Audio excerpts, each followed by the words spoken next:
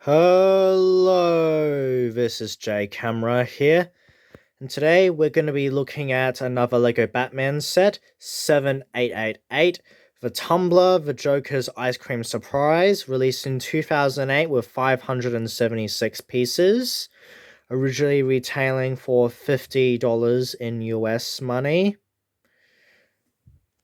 Includes 3 minifigures and 2 builds. So looking at the box, it has the Dark Knight logo because this came out in 2008, same year as the movie.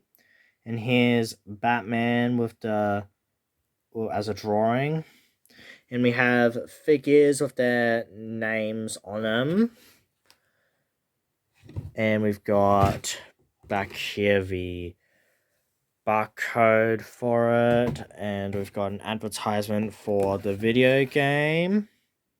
On the back, we have the play features, advertisement for the other 2008 sets, and a comic strip, which has Batman in the Batcave going to his Tumbler, stopping the Joker with his latest scheme, firing missiles until he wins, with the bad guys all tied up. Moving on, we have the instructions, which actually comes in 2 booklets instead of 1, which is quite rare for this theme. Like, I can think of maybe 2 other sets from the top of my head, both being the Batcave and Arkham Asylum, the 2 biggest in the theme. I'd say this isn't even, like, top 3 biggest in the theme, but okay. It includes the bags, what each one includes. It has all the minifigures and accessories, and then each build, smallest to largest. And of course, it continues on, just having an instruction as the final page, and an instruction in the very first page of this booklet. And then when we get to the end, we have all the pieces, we have play features and advertisements for the set, and the LEGO Batman video game, which also came out the same year, and advertisement for LEGO Club. Now, here are the spare pieces, which include translucent red studs and black slope pieces, which are common throughout the build, especially the slopes. And now we shall take a look at the minifigures. So first up, we have the Christian Bale Batman outfit as seen in the Dark Knight trilogy. He also appears in the Batman's Buggy Escape from Mr. Freeze set and the Batcycle Harley Quinn's Hammer Truck set. I've already gone on about this figure. I've got not much new. It has no back printing and no secondary facial expression. And of course, it would have the rough cape, but I've replaced it to the newer cape for comfy, so I don't have to keep taking the head off every time I put him in a vehicle. As this is a set heavily themed around the Dark Knight film, it makes sense to include the Joker as the set's villain. He's also in the Batwing, the Joker's aerial assault set, and has 0 differences, which makes sense to stay consistent with the theme. And they were also trying to do stuff for LEGO Batman the video game, so it makes sense. And none of the sets that year were accurate to the film whatsoever, aside from the Batman stuff, so why would they even bother changing Joker's design? And this design is pretty much perfect anyway. It could use more back printing, of course, because he doesn't have it, or back head printing, but I think the printing really holds up. And I've also gone on and on about him with the Batwing set, so you can hear more thoughts about him there. And the third figure is the Joker Goon, who also appeared in the Batwing sets.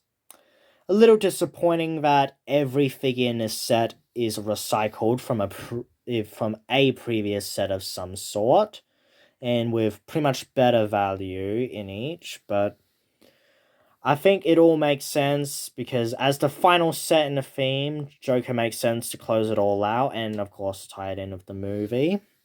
And to give goons the Joker makes sense, of course. And I like army building and all that, so having more of them, at least in my opinion, is cool. I know I'm probably in the minority of that, but whatever, it's my opinion. He has very basic, minimal printing, only really head printing, as he's got none on the torso whatsoever. Which later henchmen Joker would improve on and have better designs, but I don't know, it might be my nostalgia, but I am attached nostalgically to this design. The set includes the basic accessories of 3 handheld batarangs, 2 spinning batarangs, a pair of handcuffs, a handgun, and a Tommy gun, all in black.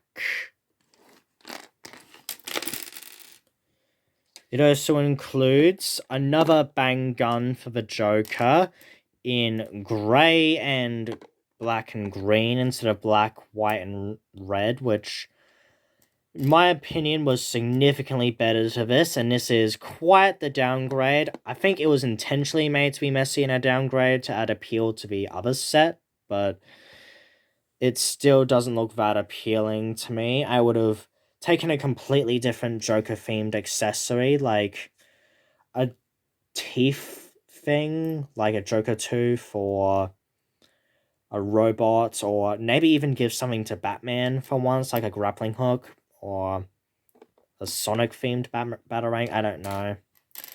And we also have a couple of lime green popsicles for the Joker and his henchmen. And this is for Joker's plan to sell ice cream, which is supposed to be venomous. And here is the Joker's ice cream van, which is definitely in line with the Joker. I personally think that the Joker's helicopter is more in character, but this is definitely more unique, and I am not sure which one's more colourful. I'd say that one's better for play features, but this one also has not an amazing one, but a decent one that I'll show you later. This one has quite a few stickers, like it has the Venom thing on it, like I mentioned earlier with how I said the ice creams were venomous. It has a Joker smile up on front. It has, like, the logo on the sides, and it's got I love Gotham, ice cream. Basically, a dad joke or a pun, whatever you want to call them. And it's got, like, a menu of ice creams with even more dad jokes and ice cream related puns. If you like those, you'll get a kick out of them, and they're pretty good. They're not ice puns from Batman and Robin. I'll take them over that any day. And of course, the play feature is you get to pull this backwards and you get to shoot out a Bionicle styled missile, which is in line of Joker having surprises everywhere that no one would expect or see coming. Though it is a shame that's the only means of attack this vehicle has, but it makes sense with the Joker's plan. It also has microphones, probably to call up all the kiddies to basically get called into their doom. And you got driver's seat, 2 windows. It's really just only made for 1 passenger though. And we also got, like, railings for, like, Joker to hold on to if he wanted to, say, make an announcement to Batman when he's driving. Here's roughly what that looks like. I don't want to turn... Actually, yeah, let's turn the head. That's sort of what he should be looking like. You can, like, have Joker fire off to Batman with his gun or whatever, or taunting him. It's also an option on the other side if you really want to. And yeah, that's all I've got to say about this vehicle. I mean, it's not accurate to the movie. Joker didn't have an ice cream van, but like he did drive a truck in like the big car chase scene where the Tumbler goes after the Joker. I kind of think that that was the designer's inspiration, though it was probably just their own wacky comic book like idea for the Joker. And here we have the Tumbler, obviously based on Batman Begins and The Dark Knight. It wasn't in The Dark Knight Rises, it was like the Bat, like the Batwing, whatever, but this is the vehicle from the first two films of the trilogy. And unlike the Batpod from the Bat Cycle, it is color accurate. I mean, there's a little bit of yellow, but like you've got to expect that for like Technic pieces, and like you can't really see it unless you go in. Even then, like you gotta have variety, so I get it, and it's done a lot better than with the Batpod, where it's got a lot of yellows and blues, and it's not subtle in the very least. This one also has quite a few stickers, which sure, whatever. Not the best stickers, a little generic, but they add some detail and life to it, I guess. And the interesting color choice of like sort of like faded orange or like some sort of brown. I'm not that good with colors. Let me know in the comments.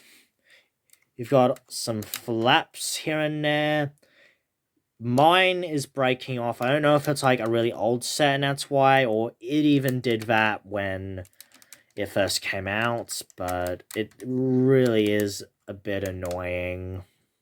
And like for display, you sort of have to have it up or otherwise it will do that, which is very annoying. It has flick fire missiles, and it's got a hidden bionicle missile in here, and you can like fire it up like a cannon. And I like that you can actually like have it up and down, which is not something you see often in these Batman sets, the option to do that. And you've got like this here, which is obviously meant to be for the Batpod.